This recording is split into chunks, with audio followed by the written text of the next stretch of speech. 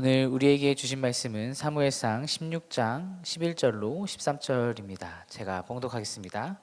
거룩하신 하나님의 말씀입니다.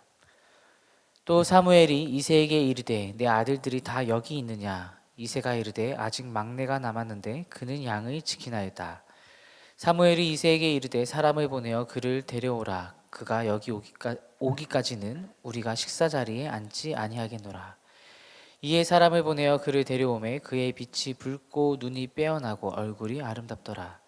여호와께서 이르시되 이가 그니 일어나 기름을 부으라 하시는지라.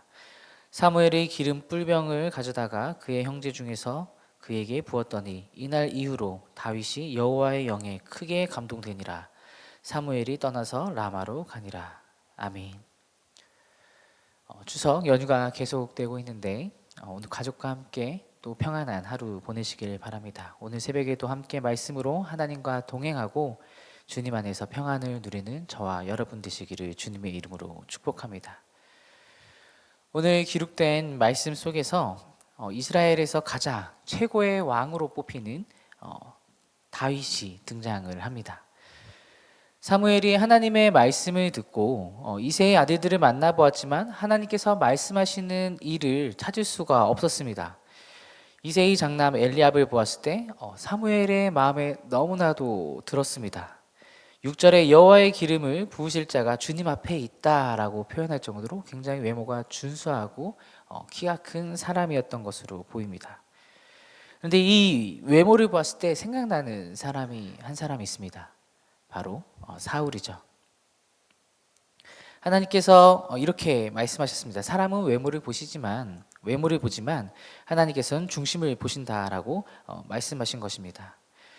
외모가 준수했던 사울의 실패를 겪었던 사무엘이었지만 인간의 눈에는 어쩔 수 없이 좋아 보였던 것 같습니다.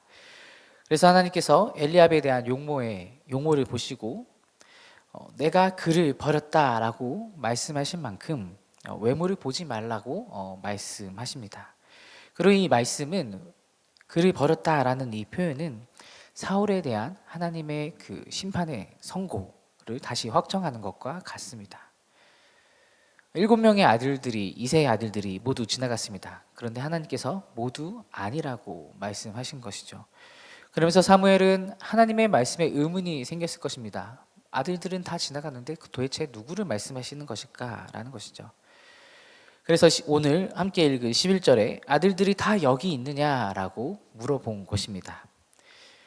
그래서 마지막 막내가 남았다라는 이새의 말을 들었을 때 사무엘은 절망이었다가 의문 속에 있다가 다시 희망을 실마리를 다시 찾았습니다.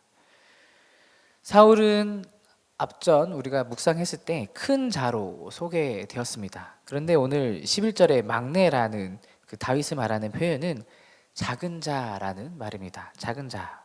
사울과는 굉장히 대조적인 모습으로 표현되고 있는 것을 알 수 있습니다.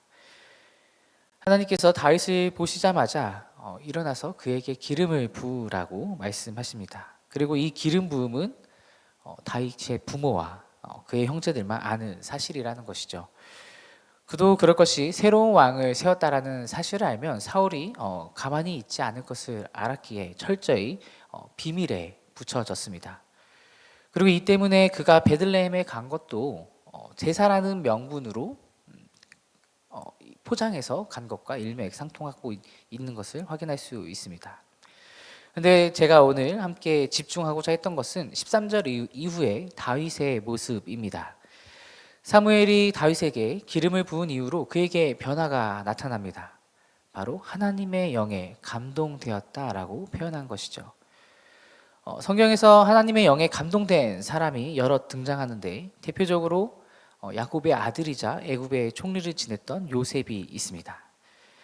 창세기 41장 38절에 요셉이 바로의 꿈을 해석하자마자 바로가 신하들에게 이렇게 평가합니다. 이와 같이 하나님의 영에 감동된 사람을 우리가 어찌 찾으리오. 굉장한 칭찬으로 보입니다. 성령의 임재는 하나님께서 하나님의 일을 하는 사람에게 사명을 감당할 능력을 주십니다. 사사들도 마찬가지였죠. 사사들에게 임한 하나님의 영은 그들에게 이스라엘을 구원할 수 있는 힘과 지혜와 능력을 주셨습니다. 그리고 다윗에게도 마찬가지입니다. 거대한 골리앗과 싸울 수 있는 용기와 힘을 주셨다는 것이죠. 여호와의 영은 곧 성령이죠. 저와 여러분이 성령에 사로잡힌 삶을 살아내길 소망합니다. 13절에 하나님께서 다윗에게 임하셨다라고 기록하였는데 이날 이후에 이날 이후로라고 그 앞에 기록되어 있습니다. 그런데 이것을 그냥 보면은 단 한 번만 하나님께서 임하신 것으로 우리가 오해할 수가 있는데 한 번만 임하신 것이 아닙니다.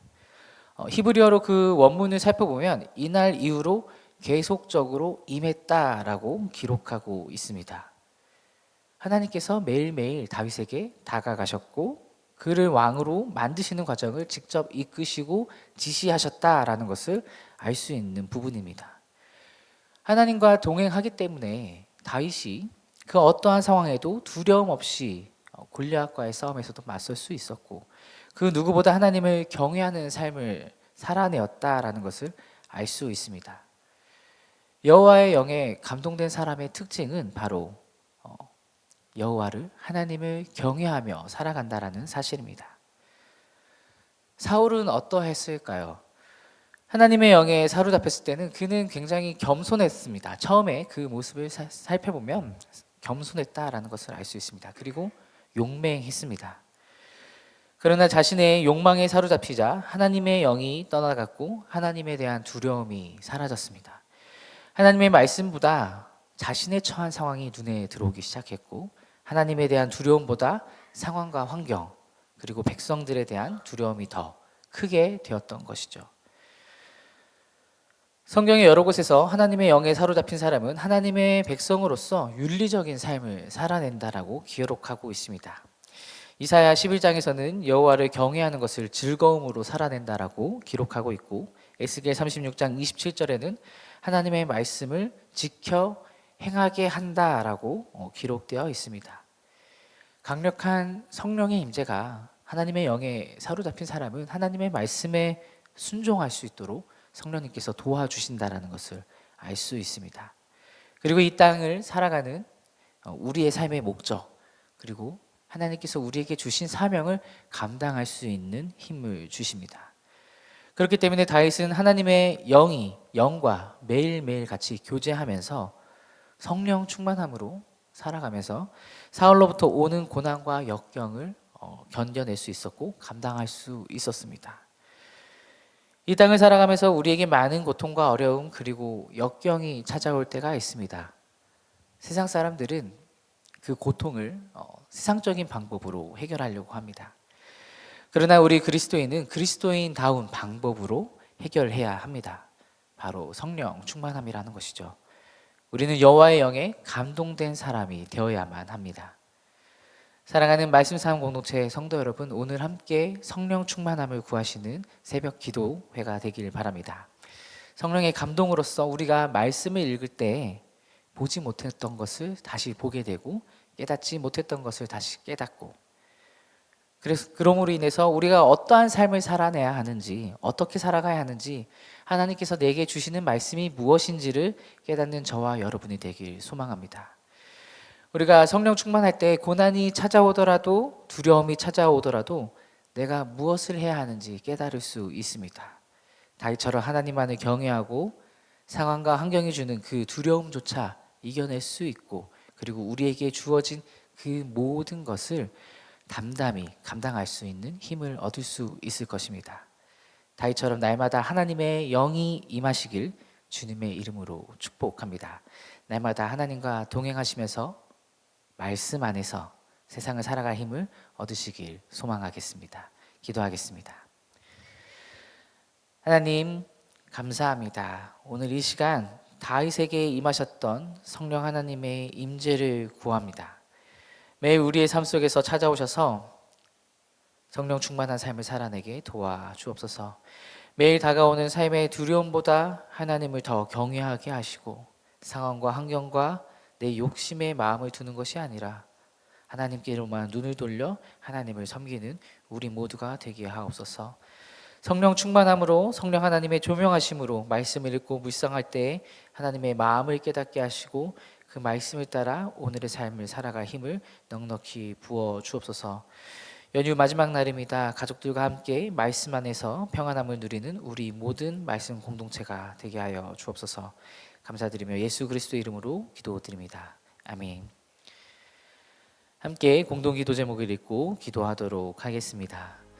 지금 들은 말씀이 내 삶으로 이어지게 하옵소서. 교회 설립 60주년의 모든 말씀 사역과 7인 소그룹 사역 가운데 하나님께서 힘과 능력으로 함께하여 주옵소서.